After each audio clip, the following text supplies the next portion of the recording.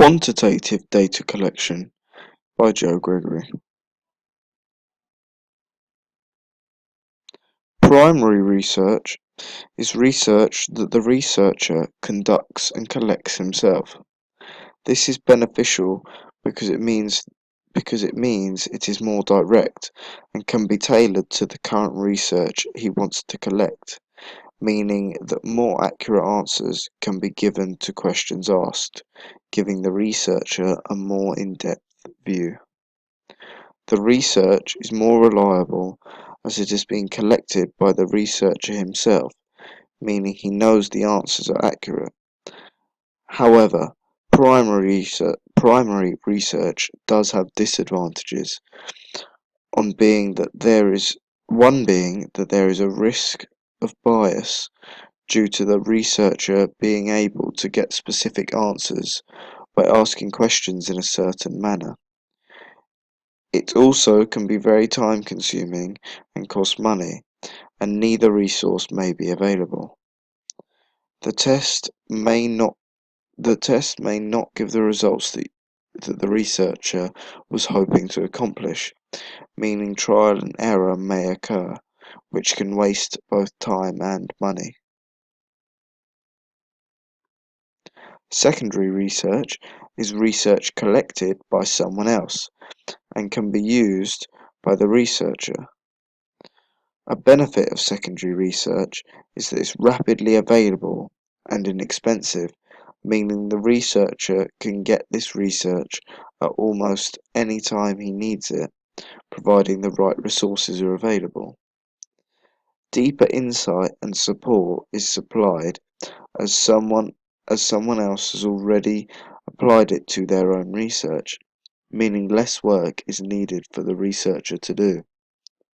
However, insufficient detail may be supplied as the research isn't being administered by the researcher himself, so he can't be sure that the results are detailed enough for his research.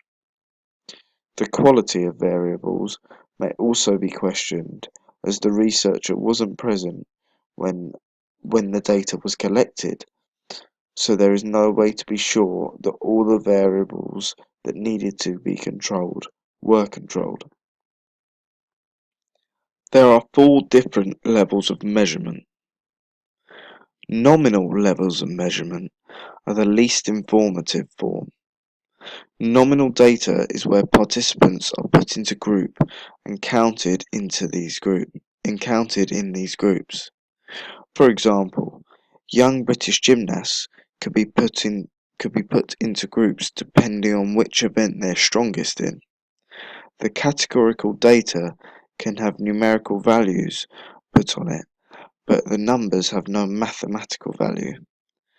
The categories that these groups are put into are mutually exclusive. The labels have no meaning, they are just names. The information collected can be used to determine frequency data, such as modes, and can be described using pie or bar charts. Nominal data is good for categorizing into groups, but not much else. Ordinal scales is a more informative form of data collection, as the participants are categorized into a numerical order or ranked. Although there is a ranked order, there is no way to distinguish the difference between each ranked participant, but the order of who is best and who is second best and so on is established. For example, British female gymnasts may be grouped into their age groups as this happens when competing in tournaments.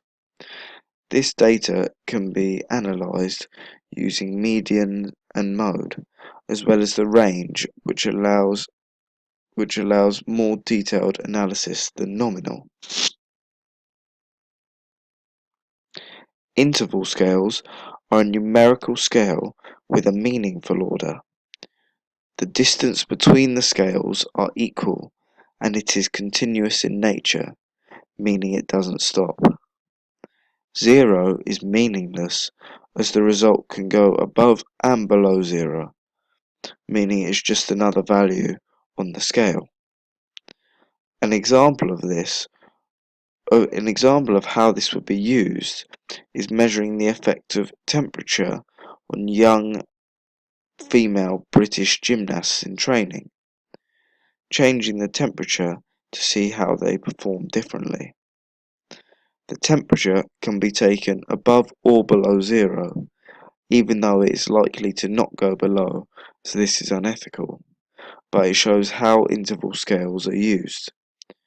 Interval scales can be used to analyse a variety of different statistics, such as mode, median, mean, and range, but it cannot be multiplied or divided.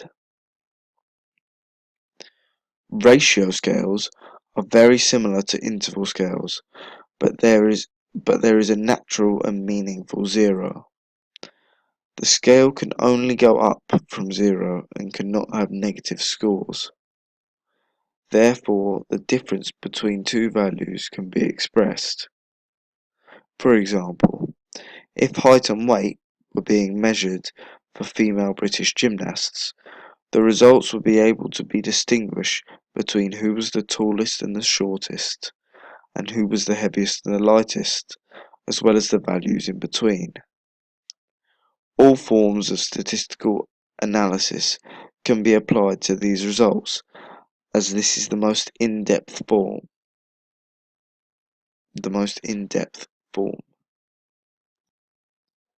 There are three different types of experimental research methods to collect quantitative data. These are true, pre, and quasi experiments. A true experiment is one that has randomly assigned participants and has control and experiment groups. This is the most perfect form of experimental research that can be performed. Pre has pre and post treatment tests, but no control groups, and quasi is similar to a true experiment, but without the random assignment of participants.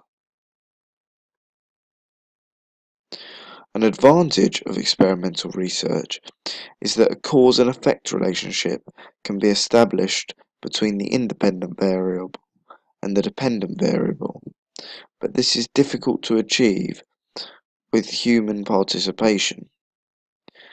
The researcher is also able to control the pace and the location of the experiment and the environment. Results can be generalized to a population, providing a representative sample was used for this population. Quantitative data is generated, which can be analyzed, which can be analyzed, which can help state the likelihood the results were chance rather than manipulating the dependent variable. A disadvantage of this method is that the participants know they are being participated, so they may show biased behaviour, and volunteers are overrepresented by the UK and the USA, males and university students, meaning the majority of experimental research cannot be generalized for a population. Field research is where the experimental research is carried out in the natural environment of the participant, which aims to improve realism. The researcher attempts to manipulate the independent variable to produce changes in the dependent variable. Consent must be given and the right to withdraw must be there for the participants.